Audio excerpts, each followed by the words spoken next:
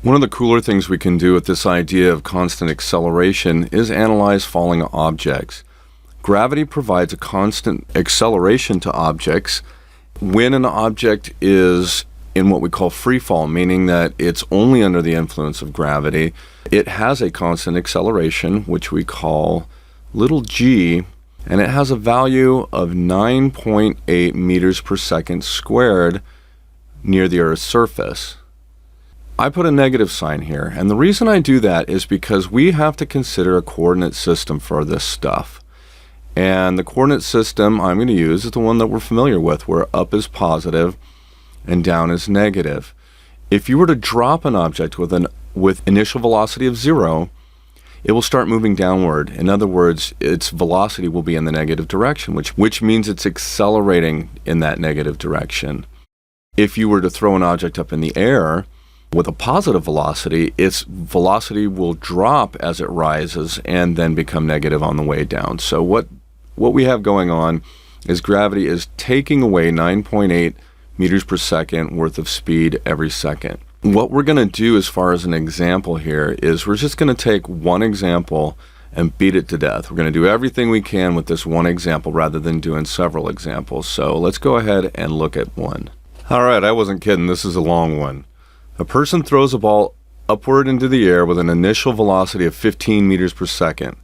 Calculate A, how high it goes, B, how long the ball is in the air before it comes back to his hand, C, how much time it takes the ball to reach maximum height, D, the velocity of the ball when it reaches his hand, and E, at what time T the ball passes a point 8 meters above his hand. All right, so first things first, let's look at what we know here.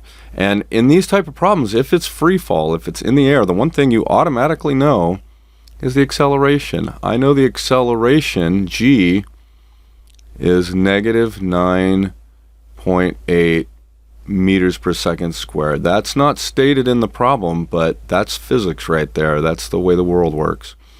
We also know that the initial velocity is 15 meters per second. All right, what else do we know? Well, it doesn't sound like they've given us anything else to go on, but let's read the question and maybe we'll have more. First of all, they want to know how high it goes. So they want to know what the maximum displacement of this thing is. Here's where you got to remember some stuff that you learned from the conceptual video. When an object reaches its very highest point in its trajectory, its speed is 0. So we do know the final velocity. We know that it's 0 at the top. And what we're looking for is the displacement. Now, since we're doing vertical motion, I'm going to change my delta x to delta y just because that's kind of what's done.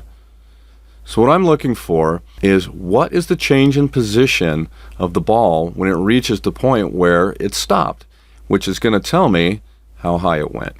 Now what I need is an equation that has everything but time in it. And if we go back to our constant acceleration equations, that would be an equation that looks like this. V final squared equals V initial squared. When you do these problems, you're going to have those constant acceleration equations with you at all times. And then 2a delta x. But I'm going to change the a to g because that's the acceleration. And I'm going to change the delta x to delta y. It's the same equation. It's just we're rewriting it in a more convenient manner for this problem. All right, now I'm going to solve this thing for delta y. And I'm going to skip some of the algebra steps in between because I figure you can recreate those because you are smart math people. And we're going to get something that looks like this. Okay, now to plug the numbers in. So my delta y is going to be my final speed, which is just 0. 0 squared minus my initial speed, 15 meters per second, which is getting squared, all over 2 times negative 9.8 meters per second squared. Okay, if we were to calculate that, which of course we'll do, your negatives are going to cancel and you wind up with 11.5 meters. So that is the highest point in the trajectory of this ball. This equation in general always seems to be the helpful one when you're trying to find max height because you're having a final velocity of 0 and it doesn't have time in it, and that tends to be kind of healthy, so helpful. So that is our answer to A. Put a little A up here so we know what we did. B, how long is the ball in the air before it comes back to his hand? Okay, so we've started at a position right here, gone up in the air, and come back. And we want to know the time. Now, the one thing that is no longer a given for us is that the V final is 0. That was only true when we reached the top up here. I'm going to cross this out because we don't get to use that information anymore. This stuff doesn't change. Here's something we have to learn so we can recognize it in the future. If I start out here and go all the way up to here and come back to here, displacement is the total change in position. I've started out at a height and ended up at the same height.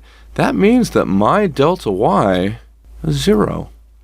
So in many problems that you're going to encounter of this type, if you want to know if the conditions are I'm coming back to the place I started, that means delta y is 0. And so now what we're really looking for in part B is time. Time's the thing that we don't know. And so we need an equation that has initial speed, g, delta y, and time in it. And I have just the one. It's the one that says delta x equals v0t plus 1/2 at squared, which we're going to modify for our purposes to be delta y equals v0t plus 1/2, and instead of a, again, I'm going to write g in there. Now, if we look at this, the thing we're solving for is t, and it's squared, and that's scary. What I'm going to do is a little algebra trick here. We do not have to do the quadratic formula for this, and the reason is because delta y is equal to 0. This entire term goes to 0. And so if I have 0 on this time, and I have a t here and a t here, I can factor out a t and divide it away.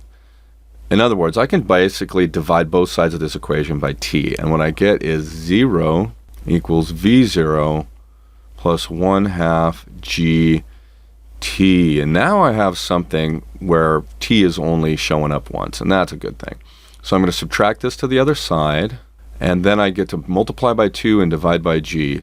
Actually, I'll do that in a separate step just so I don't skip too many. And so I'm going to wind up with negative 2 v0 over g equals t. And if I plug all those numbers in over here, once again, the negative's going to cancel, and my t is going to be equal to 3.06 seconds.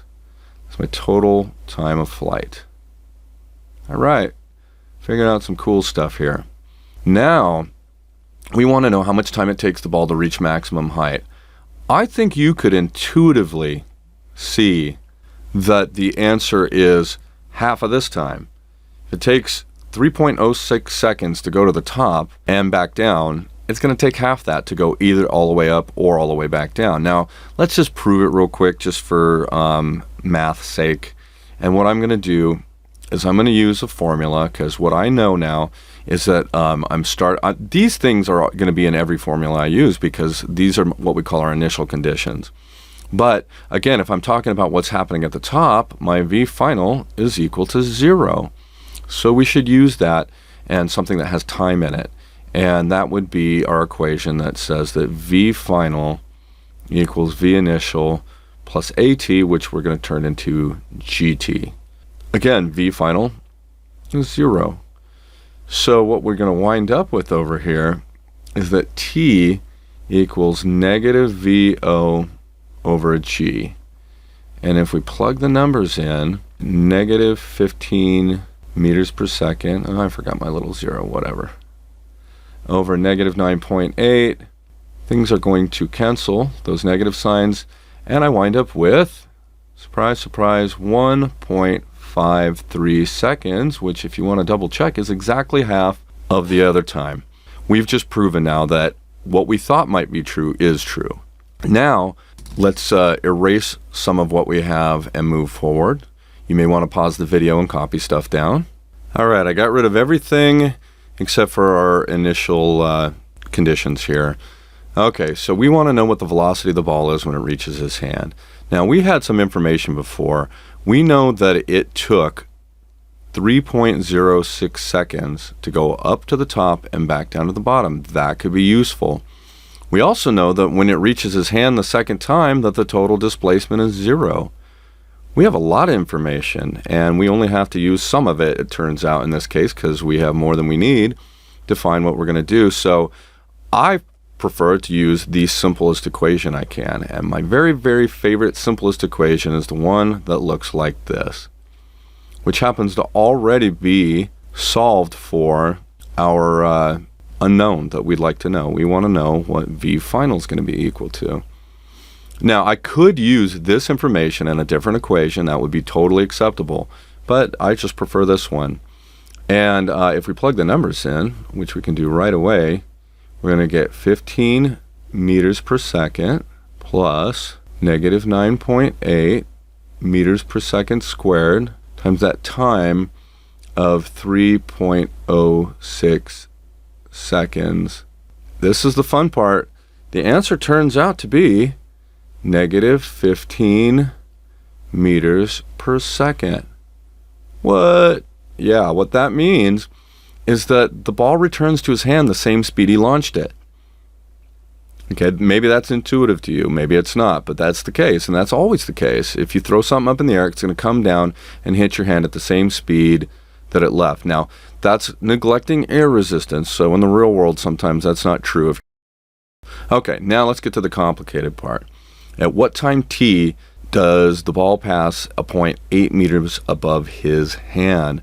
So what we're going to have to scratch out is our delta y from the previous part. Okay, this is the stuff that does not concern us anymore. What we want to know is what time is it when the ball is at a displacement, a position that is 8 meters above where it started. Okay, so this is the information we have to use. We're going to use the equation that has this stuff in it that does not have V final in it because we don't know what the speed is at that point, which looks like this. This is where it gets kind of unfun. Let's plug some numbers in here. We need to solve for t. Now before, we didn't have to use the quadratic formula because this was 0, but guess what's not true anymore? This is not 0. So we're going to have an equation that looks like this. This is one of the times when you don't need to really solve for your answer symbolically before you plug numbers in. With the quadratic formula, all bets are off in that case. We need to solve for t. This needs to utilize the quadratic formula. There's no other way around it. So I'm going to arrange this in a way so that it looks like the quadratic formula. It's going to look like ax squared plus bx plus c equals 0. That's what I'm going to do. So the thing that's next to the squared term is 1/2 negative 9.8. I'm going to write that as negative 4.9. I'm actually going to ditch the units now because I want it to look as much like the quadratic formula as possible. And then I'm going to have the thing that's coupled up with the t, which is a 15. And then I have to bring this over to the other side. So it's going to be negative 8, and all that equals 0. So this negative 4.9 is my a, the 15 is my b, and my negative 8 is my c. Now you have to use the quadratic formula. If you're smart, your calculator can do this for you, or you can do what I do, which, since I use a cheap calculator, I go to a website, I go to Google and I Google quadratic formula solver, and you stick in the a, b, and c, and it pops out the answer. And in this case, it's going to pop out 2 answers. It's going to give us a time of 0.69 seconds and a time of 2.37 seconds. What? Why? Let's think about that. Up goes the ball, down comes the ball. Okay, it's straight up and down, but I do this just so we can see what's going on. That 8-meter level happens in 2 places. The ball's going to be at 8 meters here and here. And so, of course, there's going to be 2 different times. Quadratic formula does not lie. And there we go. Okay, so hopefully you've got enough examples out of this to tackle your falling object problems. Sorry for making it so long, but sometimes that's the way it is.